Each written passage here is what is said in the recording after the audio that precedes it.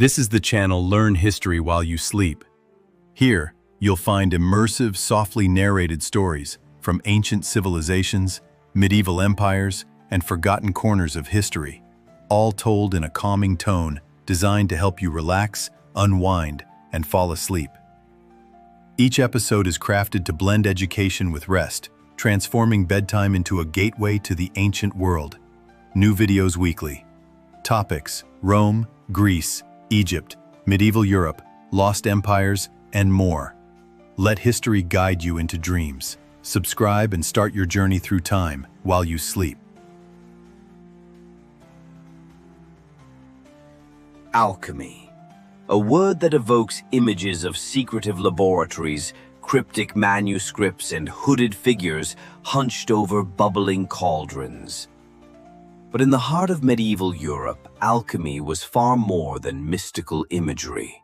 It was a complex, evolving discipline that blended philosophy, science, and spiritual aspiration. It was the pursuit of transformation, not only of base metals into gold, but of the soul itself. In the shadowed corridors of abbeys, universities, and hidden workshops, alchemy was practiced by monks, nobles, and rogue thinkers alike. These alchemists left behind strange texts, coded symbols, and arcane recipes that have fascinated scholars for centuries. But to understand alchemy in its true medieval context, we must set aside the modern assumption that it was merely a failed science. Instead, we must view it as a rich and often poetic system of thought, born from a world that did not yet divide the material from the mystical. The roots of medieval alchemy trace back to ancient Alexandria, a melting pot of Greek, Egyptian, and Persian knowledge. There, the early alchemists, known as chymists, wrote in Greek about processes like distillation and calcination, and sought a mysterious substance called the Philosopher's Stone. When the Islamic world inherited and expanded upon these traditions, Arabic alchemical texts flourished, especially in the 8th to 10th centuries. Names like Jabir ibn Hayyan, known in Latin as Geber, became legendary. These Arabic works would later be translated into Latin, ushering alchemy into Christian Europe during the 12th century translation movement. But what exactly did medieval alchemists seek? The most well-known goal was chrysopoeia, the transmutation of base metals like lead into gold. Yet this was only part of the story. Alchemists also aimed to discover the elixir of life, a substance that could cure diseases, extend lifespan, and even grant spiritual purity.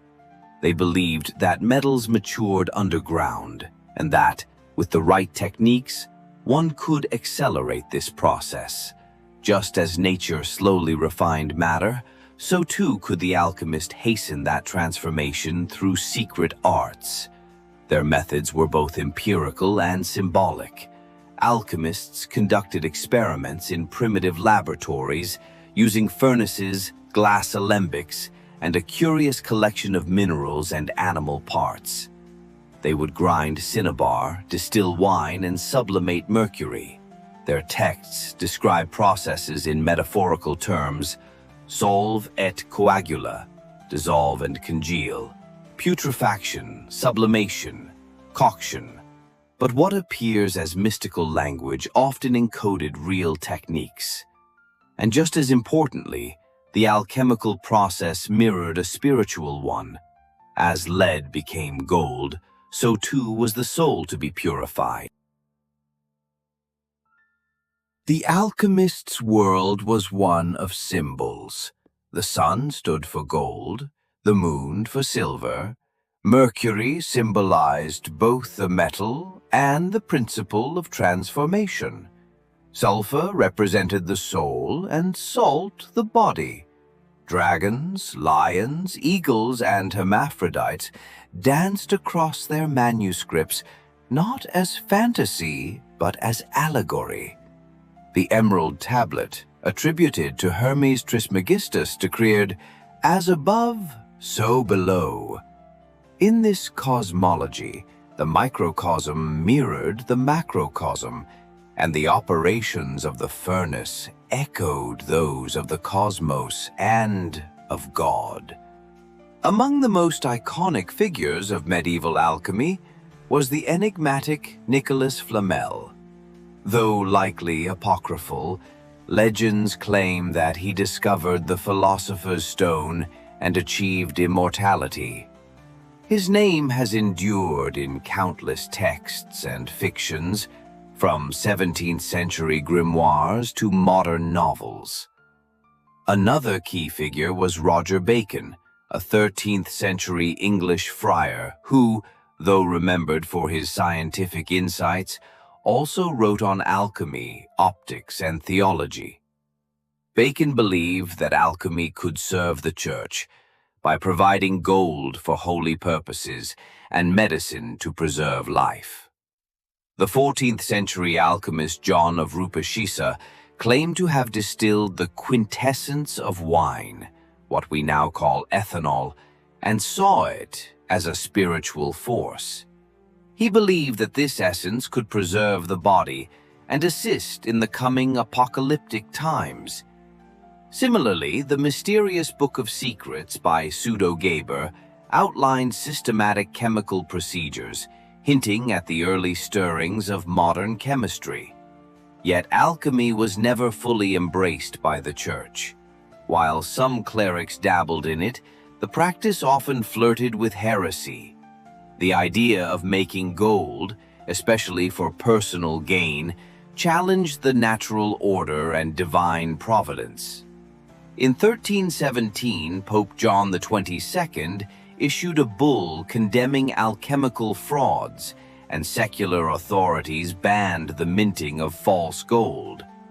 Despite this, alchemy persisted, evolving in secret, cloaked in allegory to avoid persecution. The manuscripts themselves were marvels of art and encryption. Many were written in Latin or archaic vernaculars, filled with elaborate diagrams and bizarre creatures. The Ripley Scroll, a massive illustrate text, depicted the entire magnum opus, the great work, in a series of symbolic stages. Its authors rarely wrote plainly. They feared that knowledge in the wrong hands could be dangerous, or that the uninitiated would misunderstand the deeper truths. And so, knowledge was veiled in riddles. But what did the average person think of alchemy? For many, it remained a mystery, sometimes feared, sometimes admired. In towns and courts, tales spread of alchemists who could summon riches, heal the sick, or blow themselves up in tragic folly. The alchemist was both a wizard and a scholar, a figure both revered and ridiculed. In literature, from Chaucer's Canon's Yeoman's Tale to later Renaissance works, alchemists appear as tricksters, seekers, or fools chasing illusions. Still, alchemy laid essential foundations for later science.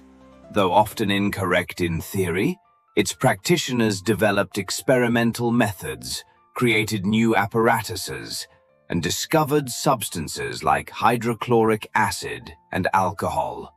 The distinction between alchemy and chemistry is, in truth, one of worldview. Chemistry inherited the tools, alchemy preserved the vision.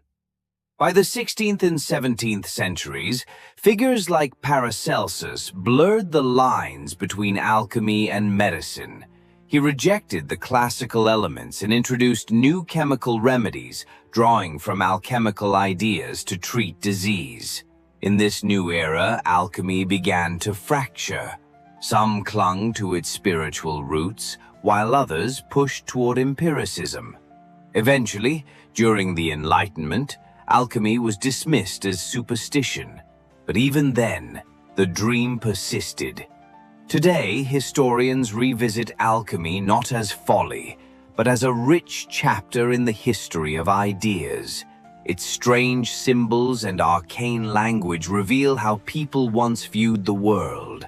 A world where matter and spirit danced together, where transformation was both physical and divine. The hidden world of medieval alchemy is no longer hidden. It is there, waiting in ancient texts, illuminated manuscripts, and the whispered legacy of those who dared to believe that lead could become gold and the soul eternal.